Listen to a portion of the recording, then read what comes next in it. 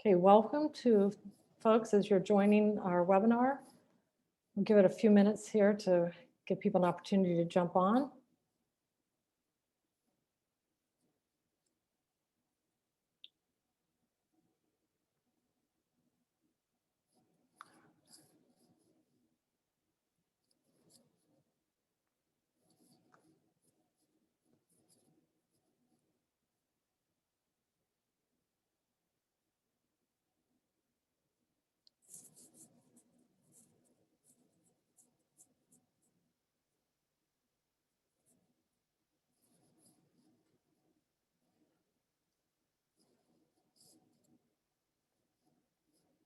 Welcome.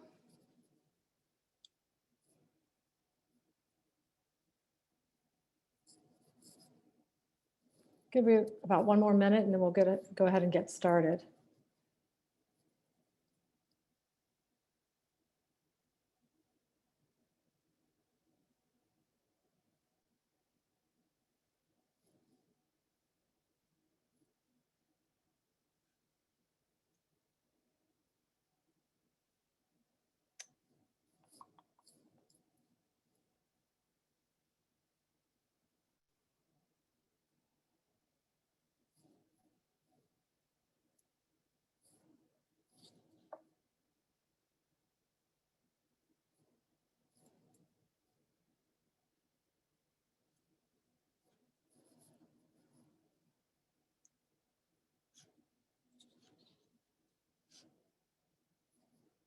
Okay, I see it's 7:03. I'm going to go ahead and get started so we can get to our speakers for this evening. So good evening to everyone that's joined us. My name is Kim Day, and I serve on the board of directors of IDA Georgia branch, and I'm the co-chair of the webinar committee. On behalf of our board of directors and members of our IDA Georgia branch, I'd like to welcome all of you. We're pleased you've joined us this evening. I know many of you are joining us from across the state of Georgia, but also from across the country and in places around the world. So welcome from wherever you're coming this evening. We thank you for joining us. IDA Georgia is excited to present its second webinar in our Dyslexia Knowledge Series.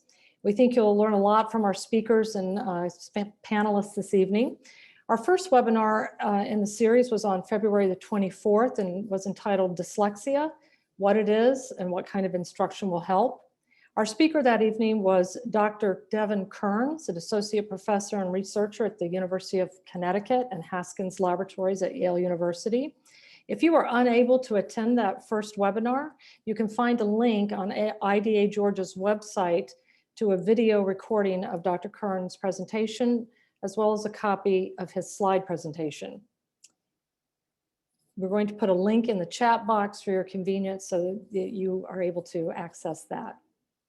Tonight's webinar, What Educators Need to Know About Dyslexia Training Programs, will provide resources to help educators better understand dyslexia training programs and to help determine the most appropriate training path for them.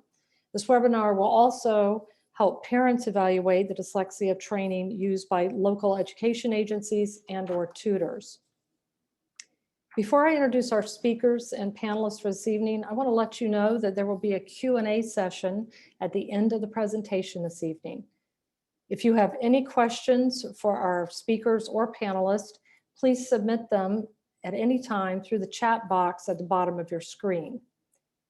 We have a Q&A moderator, Lisa Murray, who is also a board member of IDA Georgia and co-chair of this webinar series, who will be monitoring your questions to pass along to our speakers and panelists. Again, please submit any questions through the chat box located at the bottom of your screen. And thanks to those of you who submitted questions when you registered. Lisa already has those, so thank you. As part of our Q&A session this evening, we've invited two very special and talented panelists to join us, Tina Inberg and Carmen O'Connor. I'm pleased to introduce them to you now. Tina, do you want to join us? And Carmen? Okay, Carmen O'Connor is in her fourth and final year as president of the Tennessee branch of IDA. She also serves on the Tennessee Department of Education Dyslexia Advisory Council and the Early Literacy Council. The Tennessee Say Dyslexia Law was passed in 2016, establishing the Dyslexia Advisory Council, which meets 4 times a year. Under the Say Dyslexia Law, districts are required to screen for characteristics of dyslexia and provide needed intervention. The most recent legislation requires all teachers grades K-12 to be trained in structured literacy during summer 2021 in a 2-week program. Carmen will be one of the trainers. It's a very ambitious and exciting program, though it sounds quite logistically challenging. Carmen has worked for 28 years as a private tutor and educational consultant in Florida and Tennessee. She is trained in the Orton-Gillingham approach, Lindemood Bell's LIPS and Visualizing Verbalizing programs, and is Wilson certified. Thanks for joining us, Carmen. We look forward to hearing from you during our 4 and 4 and Q&A session. Also joining us is Tina Inberg. Tina is currently the state leader of Decoding Dyslexia Georgia. She is actively involved in the legislative side of the Decoding Dyslexia Georgia work and is currently working to ensure that the parent voice is heard as the elements of our Senate Bill 48, Georgia's dyslexia law, are implemented by our Department of Education and our state board. Tina has been actively involved in dyslexia advocacy since her son, a profound dyslexic, now in the 9th grade, was diagnosed in kindergarten. She is keenly interested in the science of reading, effective educational interventions, and the mental health issues that surround dyslexia. A native of Atlanta, which is actually sort of rare, I think, Tina. She's a graduate of Bates College. So thank you also, Tina, for joining us. We look forward to hearing from you as well later this evening. And now it's my pleasure to introduce our 2 speakers for the evening, Dr. Jennifer Lindstrom and Dr. Nora Schlesinger.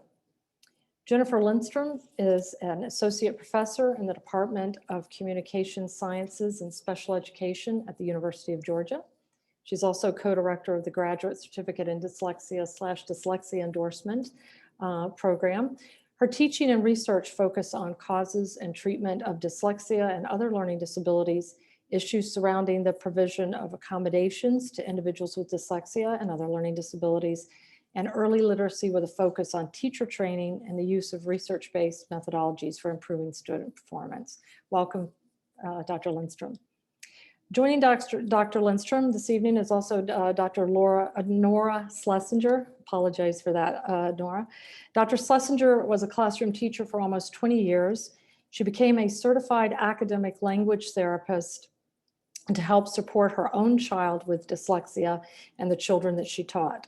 Before receiving a PhD in speech and hearing science from Arizona State University, she worked as a dyslexia therapist at an independent school for individuals with learning differences in Scottsdale, Arizona. Dr. Schlesinger, is currently an assistant professor of literacy at Kennesaw State University in the Department of Elementary and Early Childhood Education. Dr. Schlesinger's research interests focus on reading and writing development and disorders such as dyslexia and dysgraphia. Her research interest also includes structured literacy instruction and training for pre-service and in-service teachers and understanding the impact it has on children's literacy. So welcome to you both. I'm going to bow out and allow you now to present your presentation. Thank you. Well, thank you, Dr. Day, for that. We'll go ahead and just jump into our agenda, if that's all right. We are thrilled to have everybody here and so pleased to see the interest in our topic. We are going to go over the knowledge and practice standards known as KPS. We're going to review IDA accreditation programs, and hopefully we'll clarify some of the confusion around certification programs for y'all. We're going to talk about certifications through independent organizations, as well as those through colleges and universities. I'm just going to move that over there. And we are going to cover some endorsement programs as well. And lastly, we are hoping that to help you as education preparation providers or in RESA or administrators, teachers, or parents to help you select a program that is best for your needs. So we're going to go ahead and get to our next slide here. I'm going to see if there we go. I'm going to have to move it down here, I think. There we go. All righty. So, Nora, you may want to share your screen. oh, it's not sharing. Oh, I thought I did. Thank you. My candidates have to tell me that all the time too. So let me get that up here. 1 second.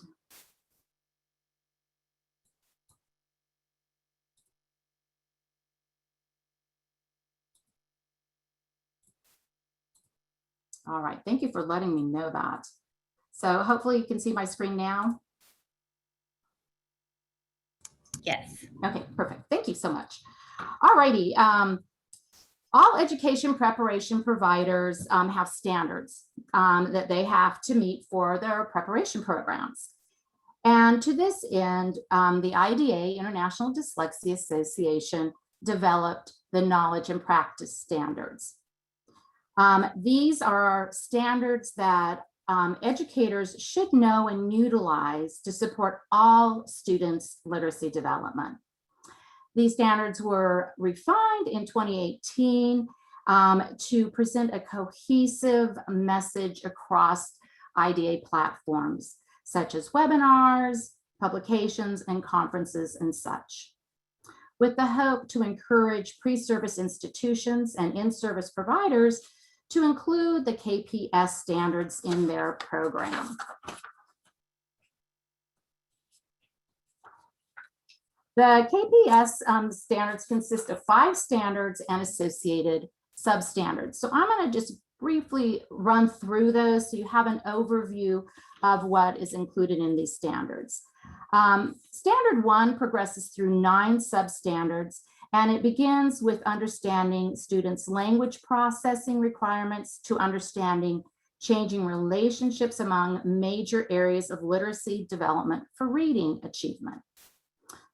At standard 2, it relates to the knowledge of diverse reading profiles, including dyslexia, and scaffolds over 5 standards. From the recognition of IDA's definition of dyslexia to how symptoms of reading impairments change over time, perhaps due to development or instruction.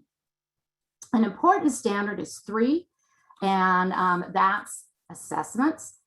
And this is an important standard because it walks through 8 substandards and helps to form differences among the screeners, progress monitoring, diagnostic evaluations, and assessment outcomes.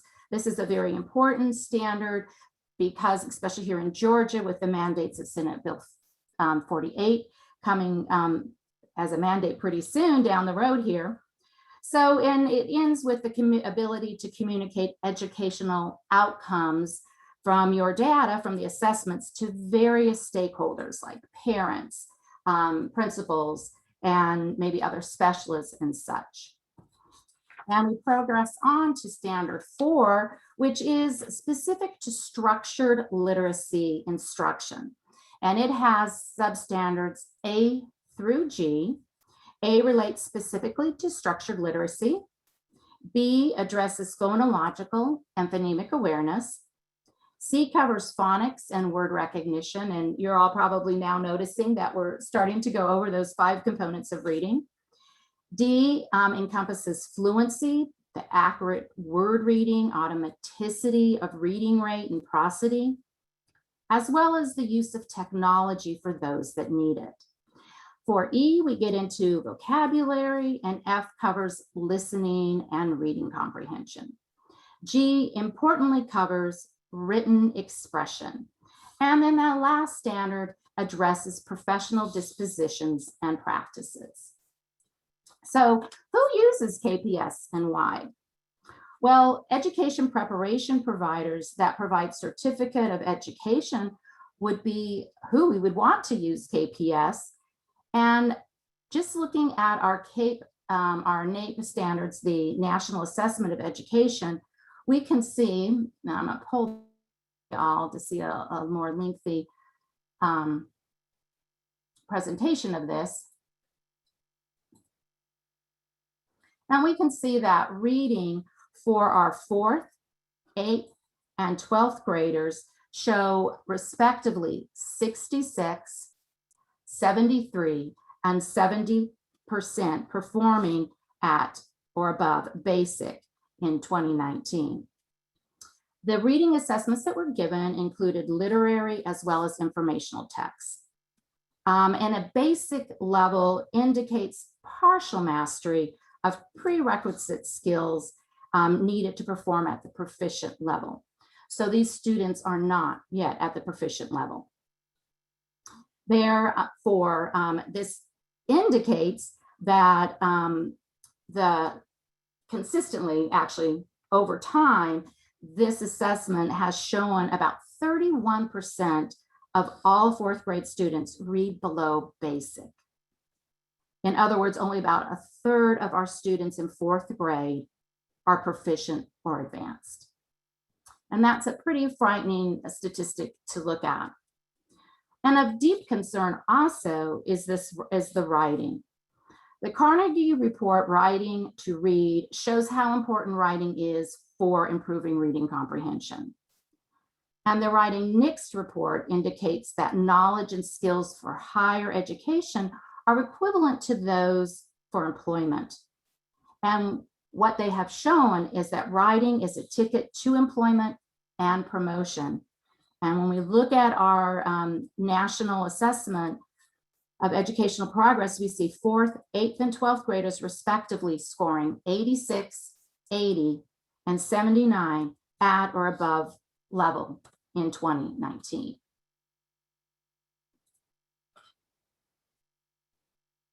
Let me get back to get out of this one.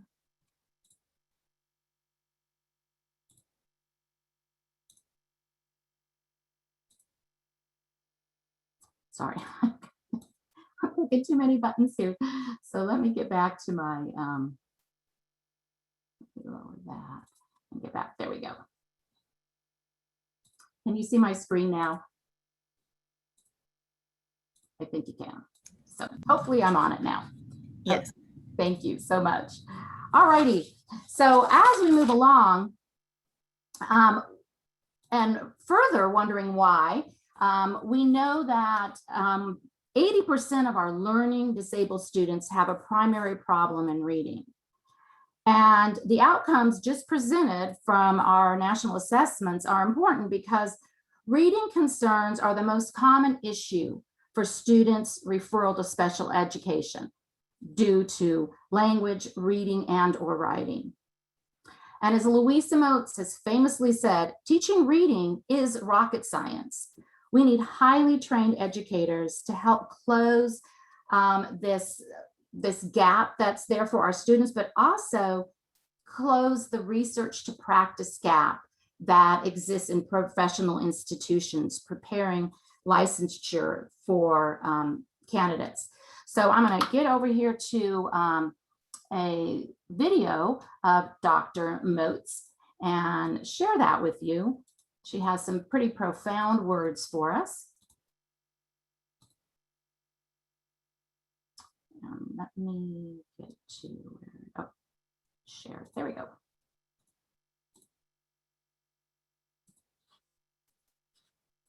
Teachers, not programs, teach students to read. Well, it would seem kind of simplistic to say that, but here's the evidence. We can put good programs in the hands of teachers who don't understand what to do with them and really get no results to speak of. We can take teachers who are not equipped with programs to speak of, other than very basic things, and we can teach them a lot about how to teach reading and about the language content that they need to teach, and show that we can get big improvements in student achievement.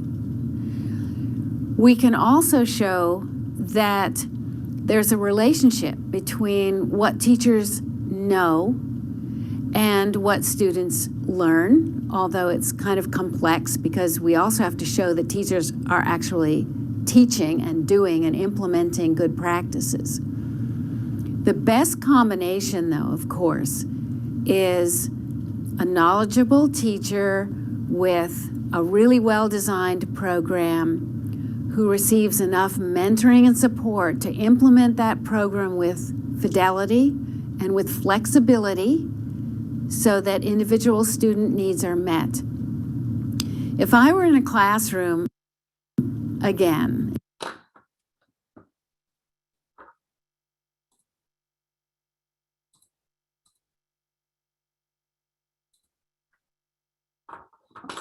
the wrong one. Here we go. Let me get caught up to where we are. There we are. So Louisa Moats always has such profound information for all of us. And when we get on to accreditation, the IDA accreditation process is unlike any other in higher ed. It is aligned with research, and it is our Kps standards that dictate and promote the systematic evaluation and refinement of educator preparation programs. And it ensures that our K through 12, not just K through 3, but K through 12, have the mastery of structured literacy principles and practices. We know when an individual comes from and is lucky enough to get that experience in an accredited program, that they can really help prevent reading failure. They are knowledgeable enough to provide literacy remediation and intervention. And we know that they promote literacy instruction for all students. So all students have a positive effect from having teachers that are well informed about the knowledge and practice standards.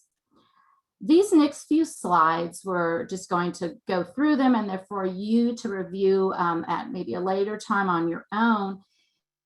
These slides show those accredited programs in higher ed across the nation.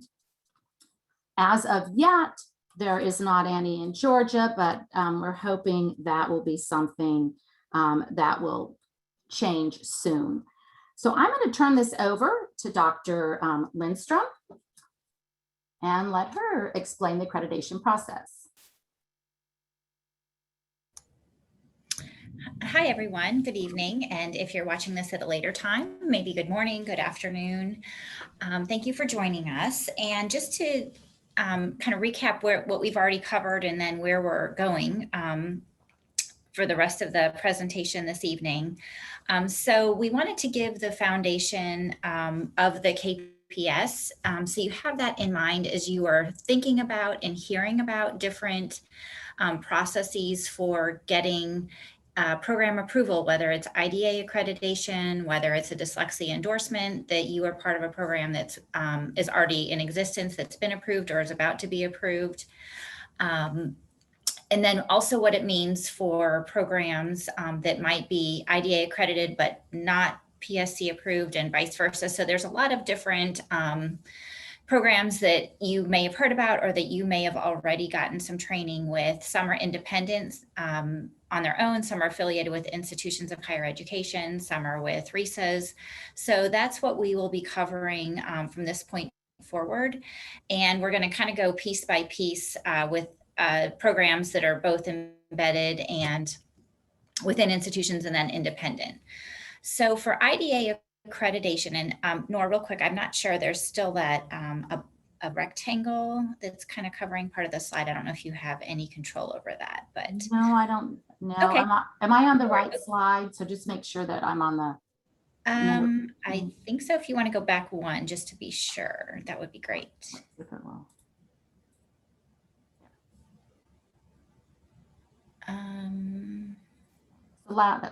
Okay, so just one, go forward one slide, and that's where we'll be. Okay, I think so. So if you can go to your higher ed slide, the last slide of the table of higher ed programs. Yep, and then just go forward one slide. That's where we are. Okay. There we are. Okay. So first, I'm going to focus on the IDA accreditation categories and requirements. So this is, again, you could be an independent program or a program within an institution that could seek accreditation or may already have it.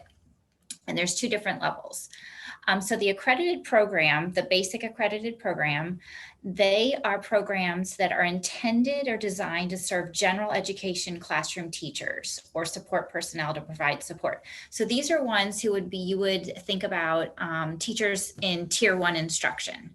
So not preparing any specialists or teachers or educators or tutors to do intensive tutoring with the most significant or severe reading problems. So these would be whole group reading, language arts instruction, gen ed, small group instruction potentially, who are not meeting grade level standards for reading expectations. They might be in tier 2, but again, it's more of a broad foundation of training than getting into the more intensive. So just to summarize, these programs are not preparing professionals to provide specialized remedial reading interventions to students. So, okay. In comparison, the accredited program plus, these are programs that prepare candidates to provide targeted or intensive reading interventions. So as you're thinking about different training programs and models, think about, and I'm going to go over this later on in the presentation, but think about if it's you yourself who's seeking a training, or if you are an administrator and thinking about your teachers or professionals in your building, which type of program to choose for training. It's what is their role going to be? So it should be a tiered type of training that you want to be looking at for different people in your building or yourself. So are you tier 1? Are you tier 2 or tier 3 for your own training? So the Accredited Plus provide targeted or intensive reading interventions that reflect principles of structured literacy, small groups or individual instruction intervention, and then of course address the Kps standards and then more the decoding strand skills like phonological awareness, phonics fluency, phonemic awareness. The students may be deemed at risk. They may also already have an identified SLD classification or an identification of dyslexia. So it could be any of those, and you don't have to have a particular classification or identification as a student to then know that you can get this type of intensive instruction. So what type of program, what are the requirements if you are seeking Accreditation Plus? So you have to provide evidence that your curriculum is adequately aligned with the KPS. And it has to be sufficient for candidates to earn a passing score on the KPEERI exam, which we're going to go over what that is. If you haven't heard of that, sit tight, we will get to that. They also require, these programs require candidates to complete at least one supervised structured literacy practicum experience. So the difference in the levels is where the practicum experiences come in and how many hours and what those look like. The supervised practicum experience is implemented by appropriately credentialed faculty. So then they really look closely when you go through the review process at who the faculty are, who the instructors are, what their qualifications and credentials are, and how much training they've had to then supervise these practica. And that they also have met the minimum structured literacy practice and competency thresholds. And they also require a virtual site visit. So the review process for the Accreditation Plus is a bit more intensive, and you have to, as a program, show evidence of more practica and other experiences, plus you get that virtual site visit. Okay. So this is taken from the 2020 IDA Accreditation Handbook. It's in our references. So this is just a table to show you. I'm not going to read it to you, but it's just a nice, clear comparison of the two programs that I just described and the two different levels and what each requires, what you would have to submit in advance, and what the review process entails for each of those accredited program and accredited program plus. So again, you could be an independent program seeking IDA accreditation, or you could be one that's affiliated with an Institute of Higher Education or a RISA.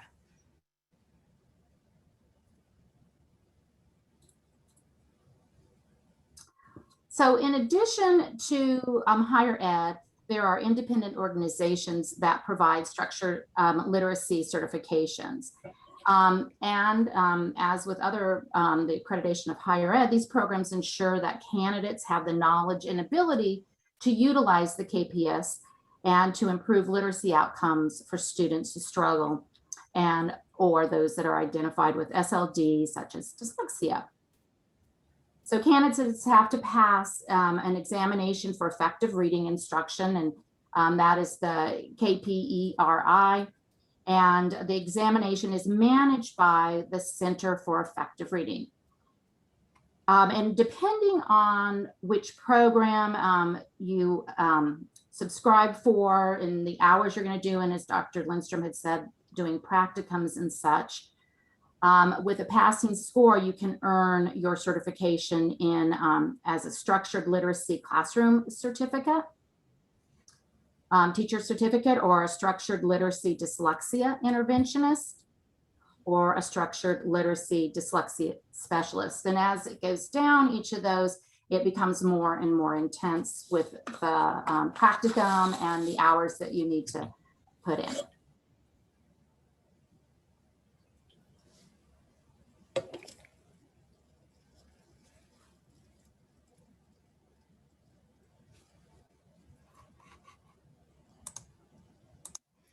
Okay, so for the series certification, programs who are intending to seek the series certification, their graduates must meet the practicum requirements, which we've already mentioned, for the interventionist and specialist level.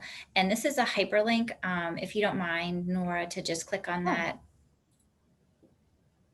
to show where I'm getting this information from if you are interested in learning more about it yourself.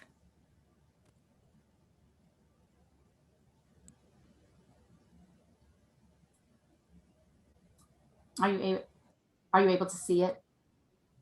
No, that's okay. I'm going to keep going. So they do require a minimum of 90 hours of training. That does include the coursework plus, oh, here it is. Okay. So here is the structured literacy dyslexia interventionist requirements. This is through the CIRI website itself. So it kind of outlines all of those requirements for you very clearly, and it's much more comprehensive than what I've shared on the slide. So that's also in the references, but this is where I'm getting that from. All right. So you have to have a passing score on the Kperi exam, the practicum.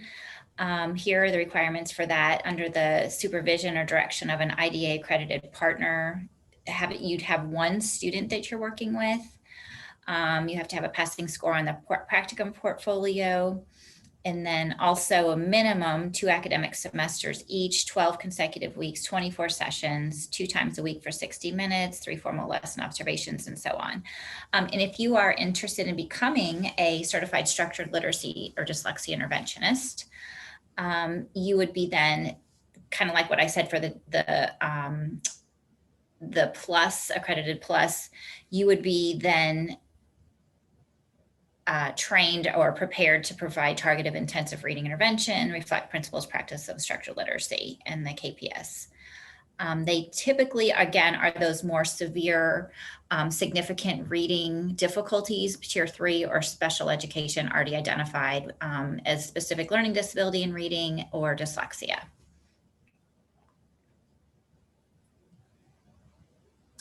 Okay, another organization that provides certification is the Academic Language Therapy Association, or ALTA.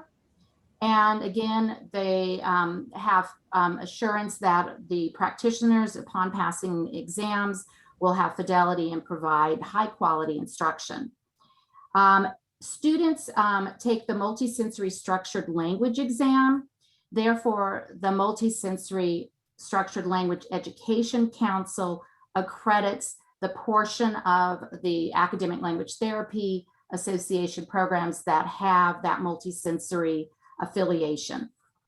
And after candidates meet the requirements, and on the next slide, I'll be providing you, I think it's the second slide down there, with the hours and such that are required. they can sit for the exam after they've met, depending on what level you're going to be at, their hours and their verifiable clinical hours as well, class hours as well as clinical hours. And passing the exam allows one to be a certified academic language practitioner or a certified academic language therapist. And as you go up the ladder, we have instructors of certified academic language practitioners. So those are individuals that would instruct at the level to allow someone to become a certified academic language practitioner. And then if you become a qualified instructor of certified academic language therapists and practitioners, you would be at the level where you provide the instruction to those who want to become a certified academic language therapist.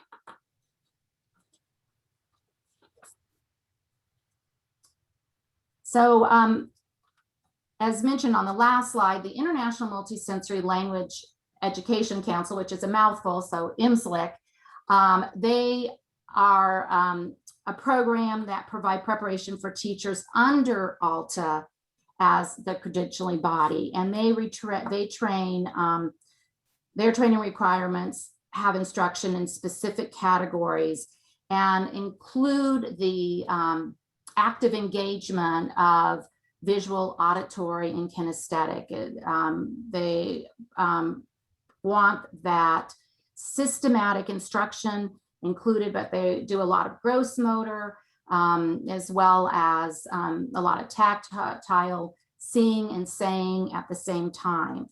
So again, this is a systematic training that is documented on the candidates' hours of classroom as well as clinical hours on a continuing basis.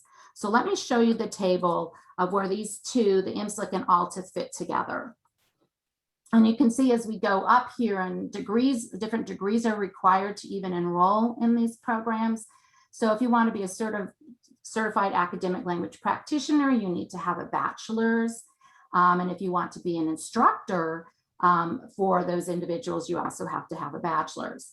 So, and most of the time, those bachelor programs are somewhat are closely tied to education, like maybe speech path, maybe psychology, or other similar programs. And again, you've got this 45 hours for being a certified academic language practitioner. And we have 60 hours of practicum and 5 direct observations. The length of the program is around 9 months. And as we continue on down, you'll see that to become a certified academic language therapist, to enroll, it's a master's is required. It's 200 course hours, and then it varies in terms of the clinical hours, but you need a minimum of 700 clinical hours to sit for the exam and have 10 observations, and that's about a 24-month process. And then if you want to go on further so that you can be one who trains certified academic language therapists, you need additional 2,100 hours, and that's about a 3-year process to be involved with other instructors of therapy who are overseeing you, and you're evaluating those practicums and observation. So, and then to maintain your certification requires about 30 hours of continuing ed over 3 years. In addition to these other organizations, there are some independent certification programs. We have the Orton-Gillingham, or OG, programs. These are Orton-Gillingham accredited programs. And again, these programs assure the community. So this, for you parents out there or administrators that are interested in having someone come in, you would want to make sure that they're at the level that can be trainers, or at the level that they're accredited if you're hiring someone, so that you can ensure that they are able to show this high level of performance and have the integrity that goes along with those professional dispositions. In the OG programs, the accrediting committee ensures that the programs meet objectives and professional assessments. And a vested Orton Gillingham Academy member provides the instructional leadership for instructional programs and training programs. And I know the OG programs are very popular out here in Georgia, so you would want to make sure that those that are coming to your school to train are vested members of the Orton Gillingham Academy. And we'll take you to a table that shows their hours. As Dr. Lindstrom had talked about, the educator level, that would be what those 30 hours that a lot of the teachers are getting that are going to be in the classroom, not working on doing intervention with those that are already diagnosed, but they'll be in the classroom, and that takes 30 hours of coursework and practicums and observations. So going on up to an associate level, you get a choice to opt out of A or B, where the coursework is 60 or 70 hours. And together you have 100 hours of practicum and 10 observations. So you can see this is not a decision that can be made lightly, because you could be investing in 8 months, and depending on how far up you want to go, like at the certified level or the fellow level, it's 2 to 3 years. So it definitely is a decision that takes time and thought, and really understanding the programs and what your commitment will be. There are also some programs that follow OG tenets that are independent. They're not really affiliated with an organization like ALTA or Orton Gillingham Fellows specifically. One that's real popular where I come from in the West in Arizona is the Susan Barton program. And this was actually created for non-teaching professionals. So a lot of parents have gone through this program. And one thing that is important to note is that students that are going into these programs already need to have phonemic awareness. And you get lots of unlimited support here online and via the phone. And there are 10 levels. And the accreditation process to be getting your beginning level, advanced level, or master's level down here is doing, at this point now, it's a Zoom with Ms. Susan Barton acting as a student and presenting more and more impaired as it goes along. And when you have gone through all 3 of the different areas, 1 through 3 level gives you beginning, 4 through 6 gives you advanced, and then all the way up to 7 through 10 gives you the master's. Another program that's really popular out here and actually across the United States is the Barbara Wilson program, the Wilson Reading System. And that's designed for students grade 2 and up. And however, they do have a program called Foundations. That's a great program for kindergarten through grade 3. And I know a lot of programs in the early elementary grade are using that. And one thing you'll probably notice with them, they're the programs that have a lot of the tapping, or what they call sound tapping. There are 12 levels to complete the program for a student, and your certification can be at level 1 or level 2. Level 1 is 90 hours of coursework and an intensive 60-hour lesson practicum. And level 2, you have to have had a level 1 plus small group instruction, and you would work with students that are from 7th level on up to the 12th with advanced word study. So there are lots of opportunities out there for individuals to get this certification. So I'm going to turn this back over to Dr. Lindstrom. All right, thank you so much. So as you are learning about these various programs, and as various bills have been drafted and passed across different states, one of the questions that continues to come up, or has come up in the past, is should we focus on teacher training at the pre-service level, the in-service level? How do we go about doing this? There's a major problem with reading. It's because our teachers are not well trained coming out of initial certification programs. But then we have existing teachers who have been teaching for 10, 15 years who also need additional training, retraining, I think, of teaching reading. So where should our focus be? And I think the answer is just overwhelmingly yes to all of those. So we want to focus a lot of attention on revamping our pre-service teacher training programs in institutes of higher ed, but we also can't ignore our in-service teachers who are in the classrooms right now. So the programs so far that we have just talked about are primarily focused on those who are out in the field, whether they're working independently as tutors, whether they're working in independent schools or working in public schools, but don't feel that they necessarily, the teachers have not had the training that they feel like they should have had. Those are some options for you. For the most part, if you were going to seek any of those higher level certificate programs like the Orton Gillingham or Wilson, some districts may pay for one or two of their teachers, depending on the role of the teacher, to go into those higher level, level 2 training and higher, but most do not. So that's something you often have to seek on your own, which is a tremendous financial burden. So for those states and who've already been offering some dyslexia endorsement programs or certificate programs, that's a lower cost option, but it may not be the same type of experience. So that's what I'm going to get into right now. So you'll hear terms, and you've already heard terms about licensure, certification, and endorsements.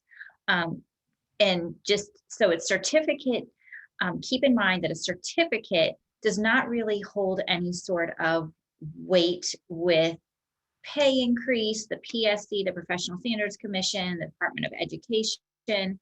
It's something that an organization, whether it's an independent organization or a private or institute of higher ed, that they've created, but it doesn't have any degree attached to it. It doesn't have any outside accreditation attached to it. So, so certificate is something that you really want to be thinking about if you choose that route. Certification does imply that there is some sort of oversight. There's some sort of accrediting body that has to approve what experiences and training you've had. Okay, so that's kind of my preamble to the next part of our presentation. So initial certification, which also is referred to as licensure, it is granted by the Professional Standards Commission, the PSC. It may have a different term in other states, but generally that's what it's referred to. And it's based on completion of accredited teacher preparation program. So the actual program you are completing or graduating from has also been accredited. Not accredited by IDA, but accredited by the Professional Standards Commission for that state Department of Education affiliated with that, at a 4-year teacher training institution. And then what is the difference between an endorsement and certification? So the certification is that initial licensure to teach. So your first kind of step into the licensure arena of teaching. So you could be teaching in a public school, you're licensed to teach in whatever area that you have been certified to teach in. The endorsement is the area in which you chose to teach. It might be elementary, secondary, math, special education, etc.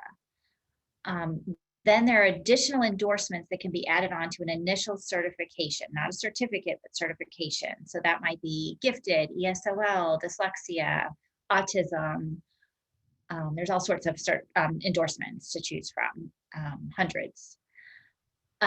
They do not necessarily increase a teacher's pay at the state level. It's not the state's decision. Either the PSC does not decide whether an endorsement will allow that teacher to have a pay increase. Sometimes districts pay a supplement for endorsements, but it's not a statewide pay bump.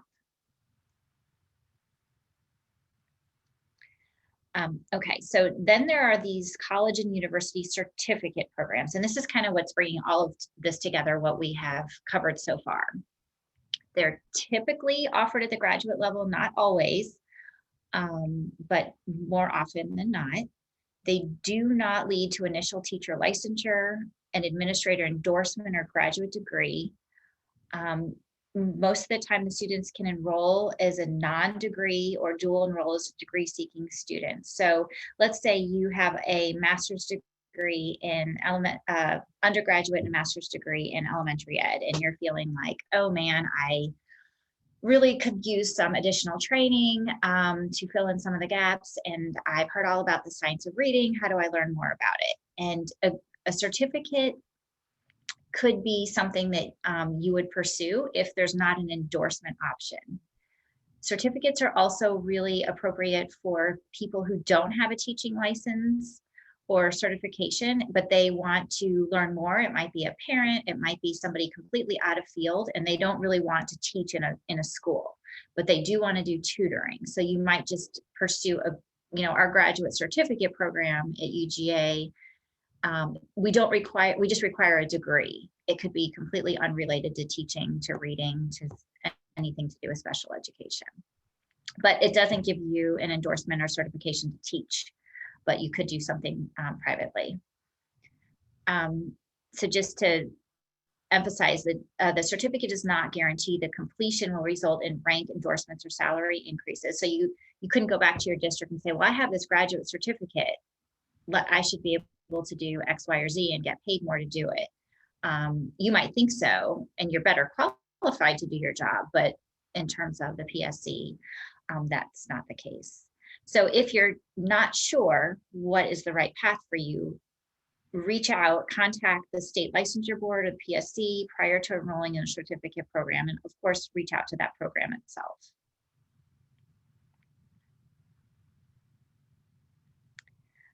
So the endorsement program approval process, for those of you, if you are listening to this webinar later or here now, and you are thinking about applying to offer a dyslexia endorsement, this is guidance for educator preparation providers. And Nora, if you can click on that top link, that would be great.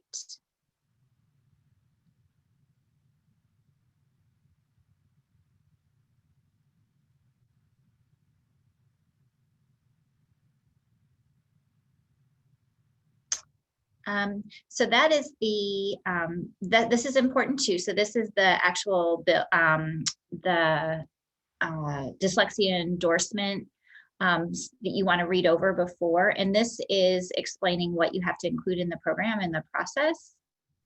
But before you get to that point, there is a guidance document that was that first link on the slide. There it is. Thank you. So you should read over this, and you can scroll down. It will allow you to then know what you have to include in your application and when you're designing your program and courses to make sure that you have met all of the requirements. And this guidance document is based on the endorsement that was created, the dyslexia endorsement, because of Senate Bill 48. And so it has to align, and these are all aligned, these requirements, with the KPS, which is why we started off with that this evening. Okay, I see the time, so let me see if we can get to one of the most important parts. Okay, so if you're looking to go through the approval process for the endorsement, it can be a regionally accredited institution of higher ed, a regional accredited local unit of administration with student enrollment of over 30,000, which is a school district, or a RESA. And it could be a standalone program, or it could be an embedded program, is really what this is saying.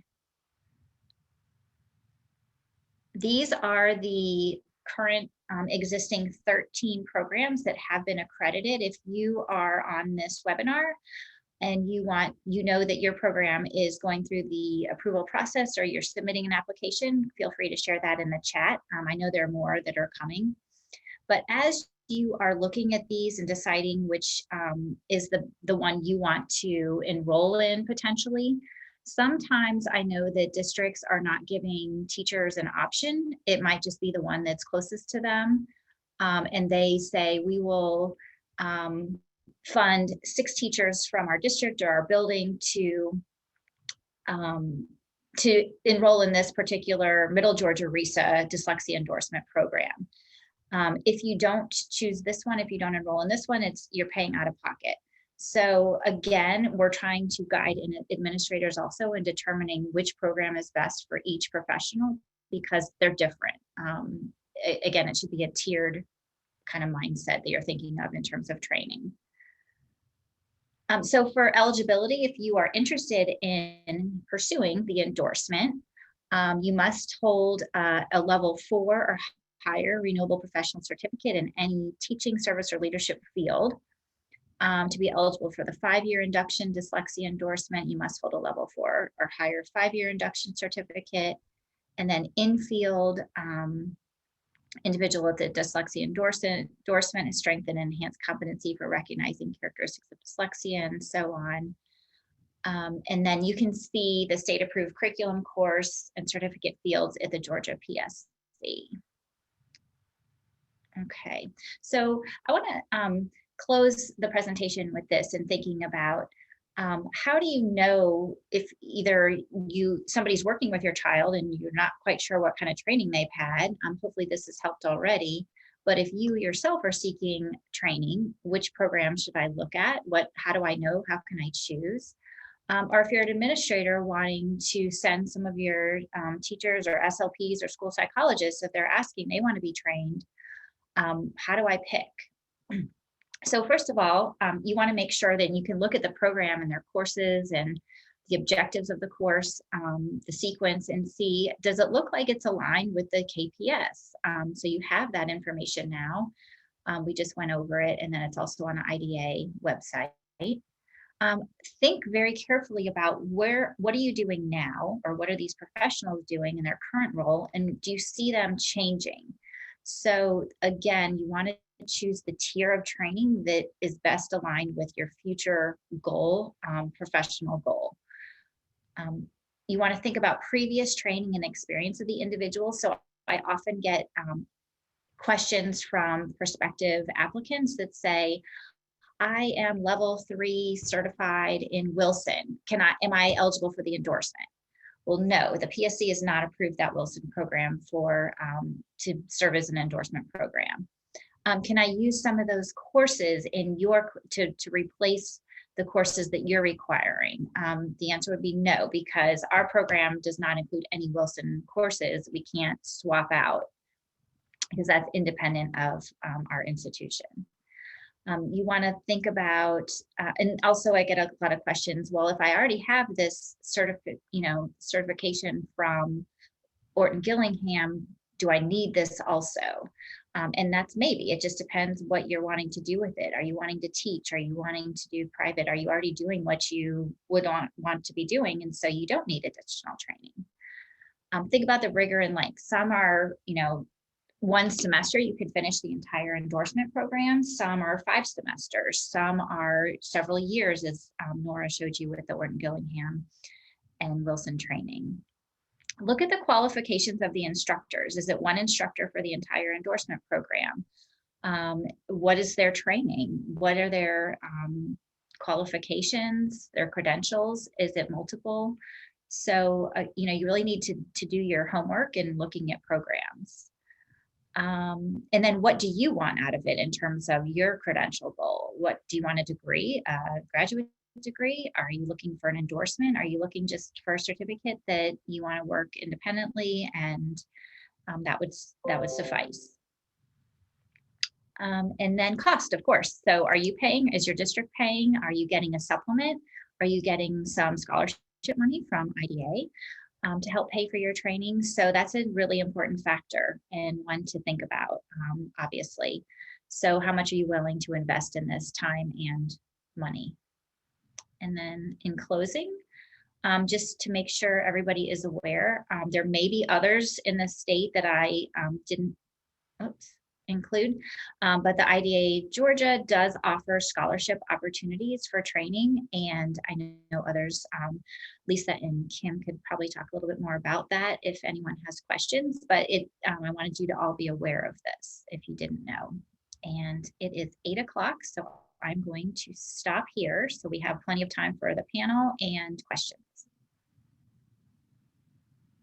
Thank you so much, Dr. Lindstrom and Dr. Schlesinger, for just a wealth of information and knowledge.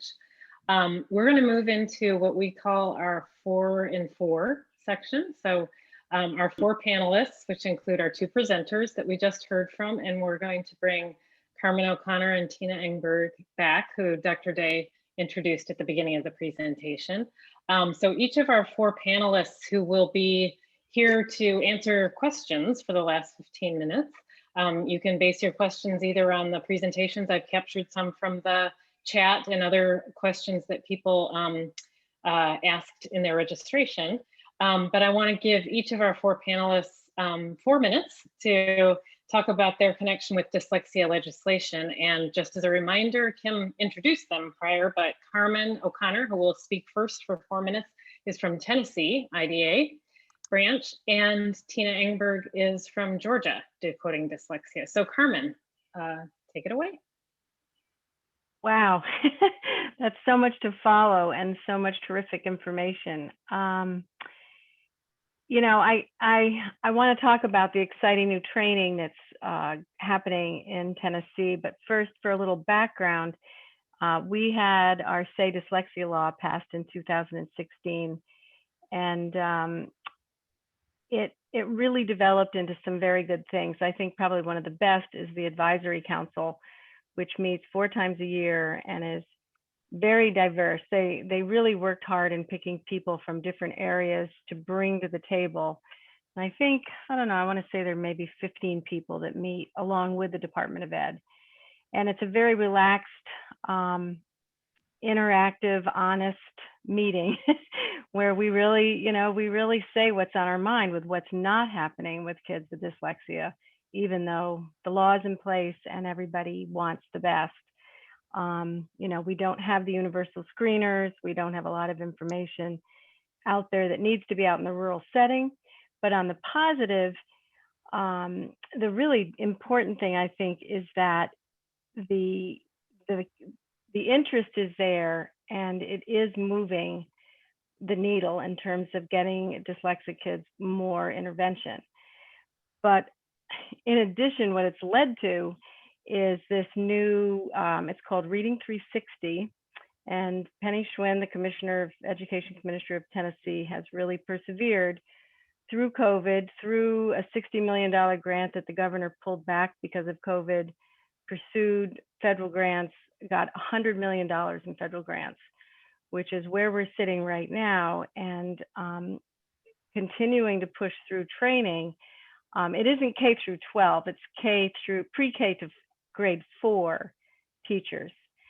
So instead of focusing on the kids who can't read, the focus is on let's train these teachers in structured literacy methods, offering curriculums that actually align with the KPS, and you know, getting it into every district in the state, which, as was pointed out, is hugely challenging strategically. And I certainly have questioned it. I've been on the periphery of this in all the meetings. The goals are amazing. I'm going to be a part of the training. It's if I can break it down quickly, the trainers are picked by people who have the various certifications and licensure that you were all talking about. And then we're going to receive a 60-hour training in the actual program that we're going to share with these teachers. 50 teachers at a time in a 40-hour week is the in-person. And then those teachers will do an additional virtual training that they do at their own speed, which is really more background on this, on structured literacy, science of reading, and the research and science behind it. We're actually going to be teaching the methods, because as was pointed out, we know programs are great, but unless you know how to use them, they don't do any good. The one thing that I hear from you all, and that I totally agree with, is there's no emphasis on practicum. There's no time for practicum, and we know that's where the deep knowledge comes from. So it'll be, you know, on that note, it's kind of frustrating, but on the other half, they are going to follow up with constant reinforcing courses and really if they do what they say, they're going to see how the kids are progressing, how the teachers are progressing, and it's going to have ongoing training. It isn't just going to be 2 weeks. So we'll see how it goes. I mean, COVID has caused a lot of teachers to be very tired, and even though they're offering a $1,000 stipend, we'll see how many sign up. Every teacher has to be trained. Every district has to have trained teachers. Now, how long that takes, I don't know.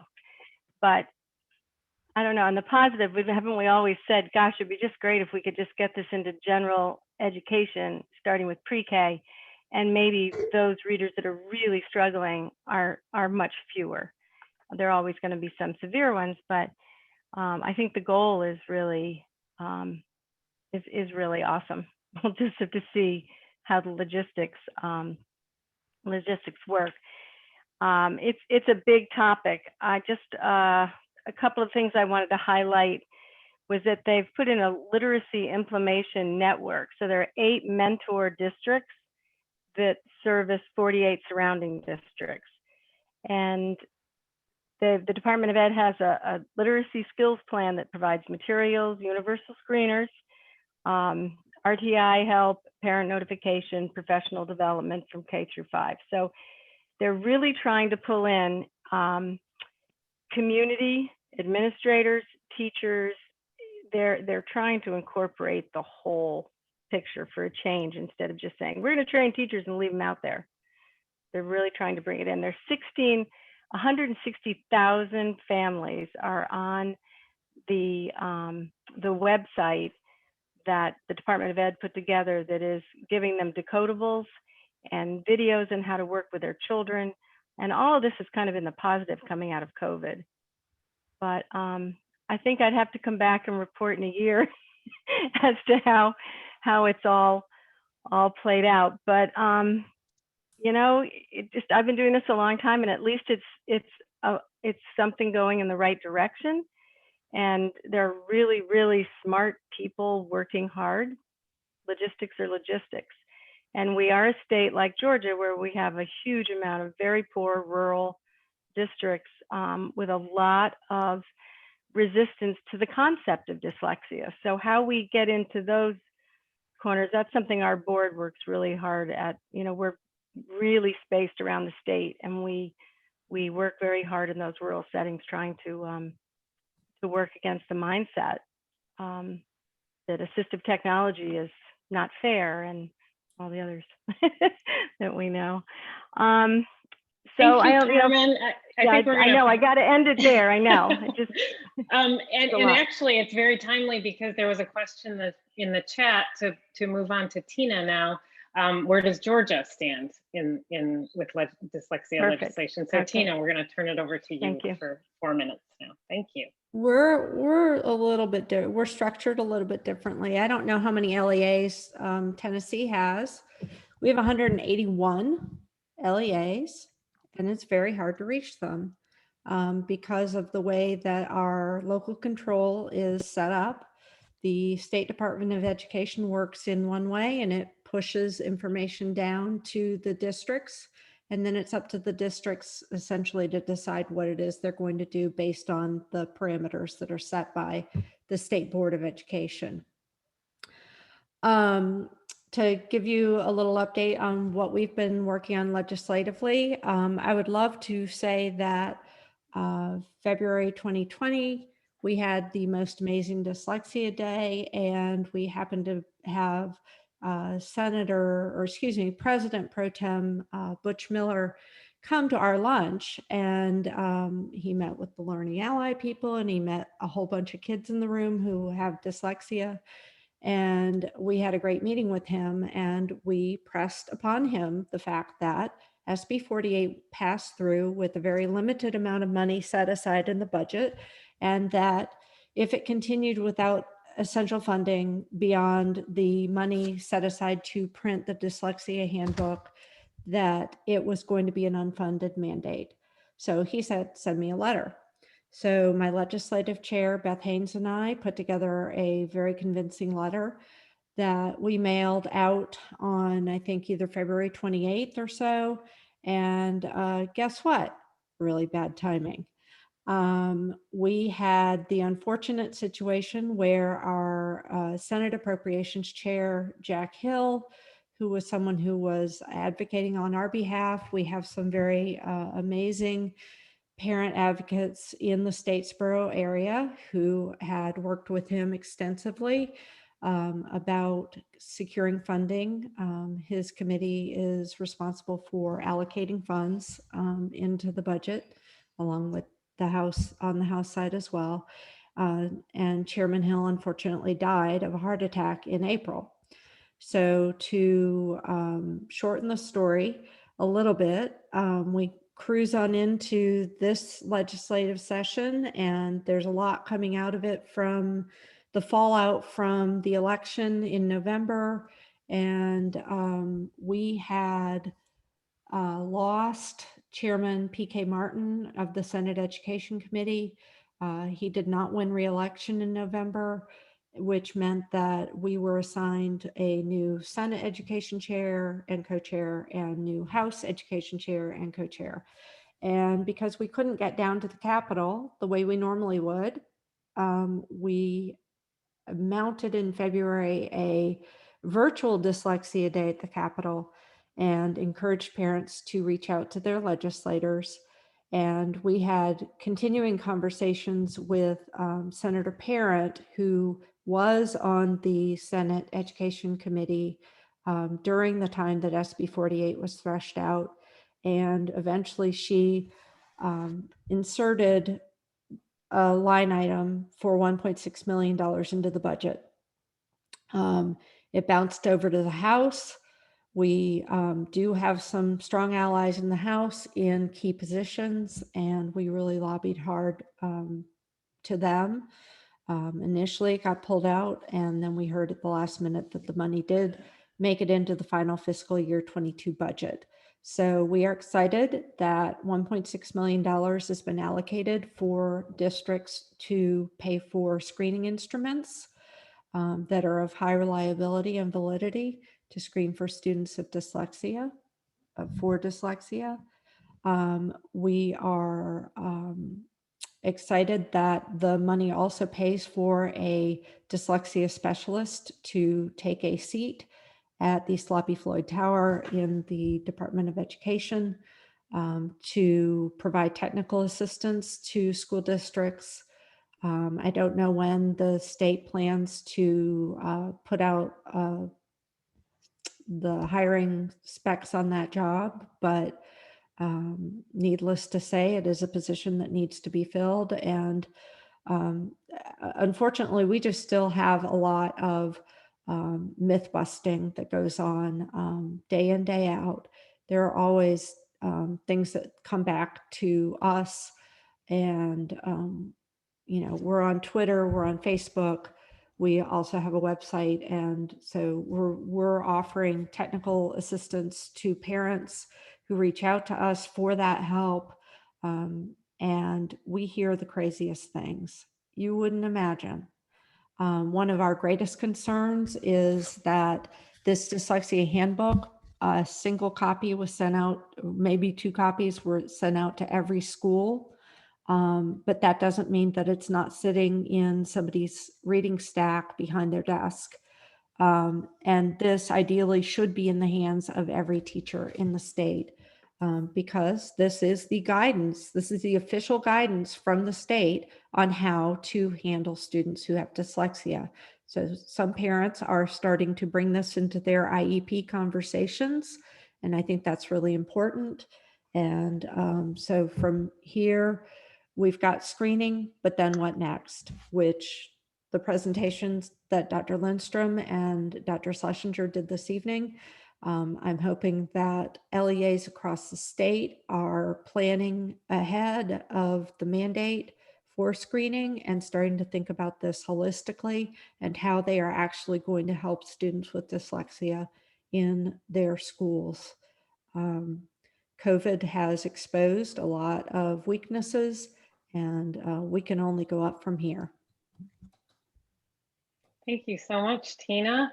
I want to turn it over to Jennifer and then to Nora to speak briefly about your work with the legislation in Georgia, and then we'll have about 10 minutes or so for Q&A. Okay, thank you so much. I'll try to keep this brief, and I really want to kind of address a couple of comments that have already been made by Carmen and Tina. And Tina, I would like to think that your efforts are paying off. I've been just over the last month been contacted by numerous administrators across the state asking to do presentations on guiding them on what do we do, how do we prepare, not don't tell me what dyslexia is, how do we make this a district-wide, what's our plan? So hooray. I think that it is, I think, making an impact. And so the shift is now really looking at how can we train and prepare administrators. So that's key, because we know that they're crucial in setting the tone, setting the, the culture within the building. So I'm very excited about that I'm starting to hear more about that. Also, something that Carmen mentioned and that I neglected to say when you're thinking about different training programs, really keep scrutinize the program in terms of what type of practica or direct application experiences are there within it. So it's amazing what's happening in Tennessee and training all those teachers, but a major pitfall, and it's just from a resource standpoint, it's hard to avoid it, is we're not providing that coaching, that mentoring once they get that initial training. And as the, Hefton Gillis presentation last week, Margie Gillis really emphasized the importance of that, because like within our courses in our dyslexia endorsement program, we have 4 of our 5 courses that are methods courses where there's ongoing weekly feedback. So they're practicing, they're submitting videos, and we give immediate feedback on those. So that's in addition to practicum. So look at that as you're looking at training programs to see what opportunities there are already built into that program for application. None of them, I think, well, I shouldn't say none of them, very few have an ongoing, like that's the 3-year plan of I'm going to provide coaching and mentoring for 3 years, which is fantastic. But and also just keep in mind is, there are definitely some logistical challenges, and we've come a long way, and I think that something is infinitely better than nothing. So if we can all appreciate, and the Department of Ed, I also kudos to them, they're really making an effort to raise awareness, to train, just giving overviews. This spring, I'm doing a 3-part series, deep dive into dyslexia that, educators across the state can attend for free. So they are really making an effort to better prepare administrators and teachers, at least giving them that first exposure to what do we need to do next. So that didn't answer any questions about what I've done with the SB 48 and dyslexia endorsement, drafting that. But I thought that was a little bit more important. So I can circle back if you need me to, Lisa. No, that's perfect. Thank you. Nora. Well, I've been in this dyslexia advocacy for over 20 years, since my little guy, who's now 32, was diagnosed. And I just have to shout out to IDA. Arizona was the first place I turned to for my support for my son. And I'm happy that I ended up getting on that board, and now I'm on the IDA Georgia board, but I've worked with Tina with the Decoding Dyslexia and Decoding Dyslexia Arizona to pass the first in a series of dyslexia laws there. Parents and administrators, you have power. You have a lot of power. Writing letters continually, popping in, well, I mean, it's COVID, but just go in a PPE suit. Go see your legislators, but writing letters to these legislators, they want to know their constituents are concerned about this because they want to be reelected. And I always end my letters as an informed voter. So it's very important to reach out to your legislators, reach out to your district. And I know that can be really frustrating. When my guy was the Reed Lyon and Louisa Motz's work was just starting to come off the NIH wire when my little guy was having problems. He's not little anymore, but and no one had heard of dyslexia. And I mean, it's been around forever, but I'm still hearing that from parents that contact me. So we still have a long way to go. We are getting there thanks to IDA, thanks to Decoding Dyslexia, and thanks to parents. But one thing I would suggest is to reach out to your colleges of ed, talk to the deans, and ask them what they have in line for covering dyslexia in their literacy classes for their candidates in undergrad and graduate work. It's important that they know communities such as our principals and our superintendents want this. And I know teachers want it. Teachers want it badly. You are, as Maya Angelou always says, when you know better, you do better. So when we can get this into the hands of teachers, we can change lives. And Tina, with all the work that you do as well for the repercussions mentally for dyslexia and the invisible presence of dyslexia, saying, oh, they really don't have an issue, is astronomical. So I do encourage to letter write, to be involved, get on Facebook for IDA, join IDA, get on Facebook for Decoding Dyslexia, and see what's happening in your community. And I know that Arkansas just passed a law that they won't cover the costs for certain curriculums that are not science-based, nor will Colorado. So that's where we want to go. That's what we want. Just like Louisa Moat says, we want great curriculum in the hands of those that are highly trained. So that's my little sales pitch. I just want to chime in real quick to address what Nora just said about reaching out to deans of colleges of education. So I'm on a task force for USG, Educator Prep Task Force, and that is an initiative over the next 2 years that colleges of ed have to create and identify a dyslexia plan and how they're addressing this. So it is in the future. I don't know, again, if it's going to be what we want it to be, but it's a step in the right direction. And you still reach out. Yeah, still. And I know Kennesaw, we're working on that with the Dyslexia Endorsement and embedding it into our undergrad programs as well. So this law is having an impact, but we don't want to stop there. We want all children to read, and as I've always said, it shouldn't depend on your parents' socioeconomic status that your child learns to read, because you can afford to get a Wilson trained person, or you can afford for tutoring. Let's make sure that all of our children get this opportunity to learn to read. Thank you. And thank you so much. I was going to say Nora, but all of you each sort of touched on shout outs to parents and the power that parents have in this arena. And many of the questions were parent oriented. And so you've kind of answered a few of those. One that I wanted to direct to Jennifer or Nora or both, that was asked, I think it was in the registration. Are these training programs that you talked about in your presentation, are they helpful for parents who are considering? Well, the Susan Barton program is actually for individuals that don't have any prior training. I would, having worked with my own child, I know it's really hard to work with your own kid. But what do you think, Jennifer? I think some programs, even the Wilson program, like going through a foundations training and get some of the basics in before you attempt to go in for any certification would probably be a good idea. Maybe do some reading up ahead of time.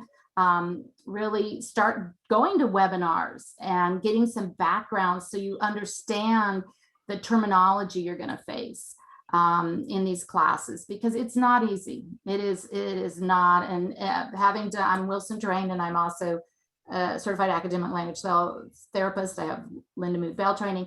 I've learned from every single one of them.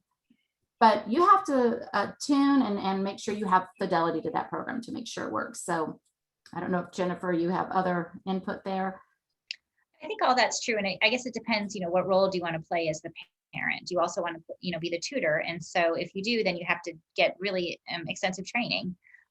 So our graduate certificate in dyslexia program here, we have at least 5 parents or even a grandparent who's come through our program for this very reason. But I think a lot of parents do seek out that Orton Gillingham or Wilson training, but you have to see it through to the end. And oftentimes what happens is they get halfway through and like, this is really hard, or this is a lot of money, or this is a lot of time. And so as Nora said, fidelity is critical. So think through it, kind of map out the cost, map out the time, and map out your emotional strength in working with your child, which we all have probably done at different levels. Okay, shifting to sort of another category of questions that came up, which was from school leaders, school administrators. Is it important for school leaders to have training in dyslexia, and why? And then more specifically, as a middle school administrator, should I have a dyslexia specialist in my building? If I could just answer something about that just real quickly, is I think it's really important that every administrator, as well as superintendents, because as Carmen had alluded to, implementation science is an issue, because if you don't have a buy-in from that whole community from the district to the schools, you don't have the ability to keep that level of skill up. So if somebody leaves in kindergarten, you've got to pay money, send them through. So you have to really think about the implementation science. Who are you going to get, more than one person, trained to the level so that they can train others, so that you can continue the cycle. And that's why I do think it is essential that we get buy-in from our superintendents and get buy-in from principals. So get them on your letter writing list as well. I'm looking at the time. I know we're short on time. We could spend another 45 minutes on Q&A, I think. But I do want to, I want to wrap up with just a couple of Georgia specific questions that came in on the chat. One was, what if you're on a provisional certificate through Georgia PSC? Are you an eligible candidate?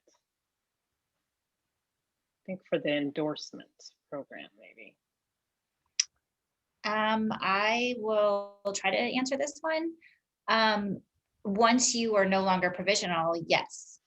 So is provided that you will then have a full certification upon completion of your provisional, then you could currently start taking those endorsement classes. Thank you. And then another, I think this must have been specific to Georgia. Will each district create their own universal screener? No. The way it's set up is that districts are free to choose what universal screener they are able to afford. That's a big consideration for a lot of rural districts. If you've got a $6 per head screener and your budget is minimal, you're going to be looking at a DIBELS-8 or some other screener that has a lower per pupil cost. That's part of the reason why we wanted to make sure that money got attached, so that it was more equitable for districts who have fewer resources to be able to access highly reliable and valid screeners. Moving forward, there will be a list of screeners that are suggested for districts to research. But again, because we are a local control state, districts get to decide what they're going to do. We are requesting that the state rule regarding screening include very specific information as to what the screeners need to look for, so that they are highly predictive and not a waste of a teacher's time, so that the kids don't fall through the cracks.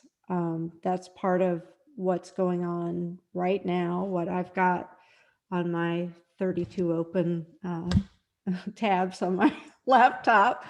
And then, part of the thing is last week, Dr. Heft of UConn and Haskins Lab pointed out, she's got a brand new screener that's about to come to market. The same is true of Nadine Gabb up in Boston. So the science in the screening is constantly being updated, and new tools are going to always be coming onto the market. Some may be better than others, but if someone doesn't know how to evaluate a screener, they're not going to be necessarily doing the implementation of the screening very well. So that's where a technical person at the DOE comes into play, somebody who's got the expertise and has figured it out so that they can talk to the school districts about what they should be looking for. Thank you so much. And also just to piggyback on Tina real quickly, also what Dr. Heft had really emphasizes, remember, these are screeners for risk. So we're not looking to diagnose dyslexia with these measures. So we're looking to identify risk. And if I can add, that's one of the big issues that we have with parents in our say dyslexia laws. If they go in and say to the school, will you test my child for dyslexia? The school will say, we don't do that. But and this is something we fight for as a board, constantly giving the parents the words, I would like my child screened for characteristics of dyslexia. By law, they have to do that. But if the parent doesn't know to say those exact words, that's it. You know, they get told no. And you can talk to parents all over the state, and 99% of them will tell you it didn't matter if they went to Vanderbilt, East Tennessee State, they cannot get a diagnosis of dyslexia anywhere. So we've just decided, okay, it's a learning disability in reading. It's semantics. What do we do to fix it? Let's not quibble over, you know, the word. But it does seem crazy we're still dancing around the word in 2021. But we are. Thank you so much to all four of you. I'm going to turn it over to Kim to properly thank you and to also wrap up our program for tonight. I do want to thank everyone. You guys did a great job this evening. Certainly a lot of information, a lot to think about, and lots of resources. So thank you to Jennifer and Tina and Carmen and Nora. Appreciate it very much. Before we sign off, I have a couple of housekeeping issues to deal with. I've seen a lot of questions in the chat box about a certificate of attendance. So if you are interested in receiving a certificate of attendance, there's going to be a link that will be in the chat box momentarily. Please click on that link in the chat box and you'll need a code. I'm going to say this slowly and hopefully you'll catch it. But the certificate of attendance code is IDA-GA 41421. I'll say it one more time. The code is IDA-GA 41421. So if you'll put the code in the chat box, or it should be in the chat box for you as well. One other thing, I just quickly want to thank members of the webinar committee. Lisa and I appreciate so much the work that you do and get for registration, for marketing, and also the behind the scenes Zoom support. We couldn't do it without you. And lastly, I hope that everyone that's in attendance tonight will join us for our third and final webinar in the Dyslexia series, FCRR, Advancing Reading Through Science, featuring Dr. Nicole Patton-Terry, the director of the Florida Center for Reading Research at Florida State. Our third webinar will be in 2 weeks on Wednesday, April the 28th at 7 p.m. So to register for that webinar, go to the IDA Georgia website. So again, thank everyone that presented this evening. It was an awful lot of great information. And I see the question about slides. Those will go up on our website in the next few days. So you'll have access to those. Thanks to everyone for joining us. I hope you have a good rest of your evening. Good night.